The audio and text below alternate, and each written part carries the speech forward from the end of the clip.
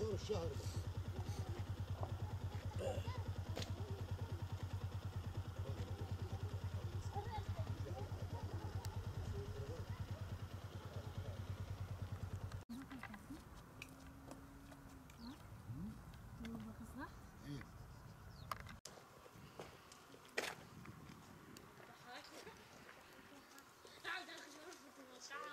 Balatlar Köyü,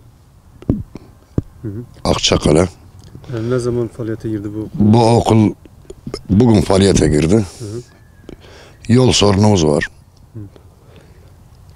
Su sorunu var okulun. Elektrik sorunu var. Elektrik yok mu şu anda? Şu anda var, elektrikler kesiliyor. Kesiliyor. Sık sık kesiliyor. Ama en önemlisi yol sorunu. Okulun yol sorunu var.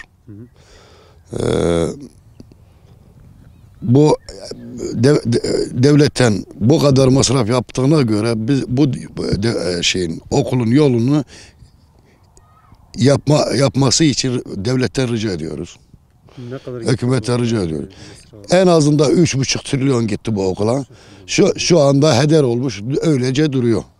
Çoluk çocuğumuz çamurda, yağmurda, soğukta, çamurun içinde gömülerek bu okula geliniyor. Şu anda okullar dersler bittiği için, yoksa öğrenciler hepsi buradaydı. Bu okulun en azından 300 tane öğrencisi var. 300 tane öğrenci. En azından 300 tane öğrencisi var. Yani devlet bu işlere el koymadı mı biz çocuklarımızı nasıl eğiteceğiz? Uzak köylerden gelen de var değil mi? 3-4 köyden bu okula öğrenci geliyor. Servislerle geliyorlar. Servisler giremiyorlar okula. Giremiyorlar. Yolda duruyorlar. Öğrencileri yolda durdururlar. Nasıl içeri geliyorlar peki? Ayaklarında poşet var. Ayaklarına poşet bağlayıp içeri geliyorlar. Öğretmenler de aynı. Öğretmenler de aynı.